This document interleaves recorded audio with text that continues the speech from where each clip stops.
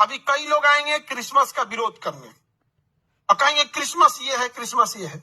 अरे कम से कम क्रिसमस के दिन उन ईसाइयों का एक बार धन्यवाद दे दो। तुम्हारे बाल बच्चों को पढ़ा के इस लायक बनाए कि आज अंग्रेजी में बोल के आज कहते हो कि अमेरिका को हम टक्कर दे रहे हैं। अमेरिका जिनको नौकरी दे रहा है ना, वैसे ही स्कूलों में पढ़े हैं।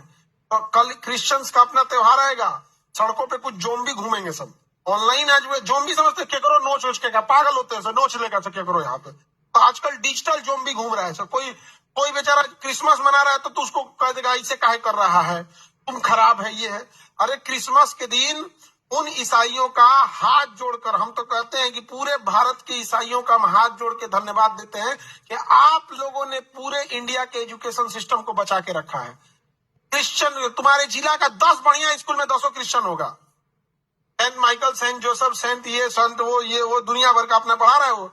और इस बात का भी धन्यवाद दो, तुम्हें जबरदस्ती उसने नहीं कहा होगा क्रिश्चियन बन जाओ, और कभी नहीं कहा होगा हालेलुया, आगे बोला होगा गुड मॉर्निंग, मतलब तुम्हारा सुबह अच्छा हो, गुड आफ्टरनून ये हो, ना ही कभी नमस्ते, ना ही कभी अस्सलाम वालेकुम, कुछ नहीं। हम लोग वो भी चाहता था अपने धर्म का बात बोल सकता था। संडे को छुट्टी दिया, आप मत आइए, अपने स्कूल में एक चर्च रखा है उसमें जाके चर्च में पूजा कर लिया, आएंगे तो भगाएगा नहीं, लेकिन जबरदस्ती नहीं किया, जबकि आप उसके चौखट पे डेली जाते हैं, डेली। लेकिन कभी आपने नहीं सीखा। वहां पे प्रेयर कराएगा इंग्लिश में, अपना कुछ कहानियां उपदेश सुनाया जाएगा। ईसा मसीह ने कुछ अच्छे उपदेश दिए तो उपदेश सुनाया जाएगा, ये नहीं होगा कि आप अपना लीजिए। उनके उपदेश थे, और वो उपदेश किसी भी धर्म का जब उपदेश सुनिएगा तो गलत नहीं था।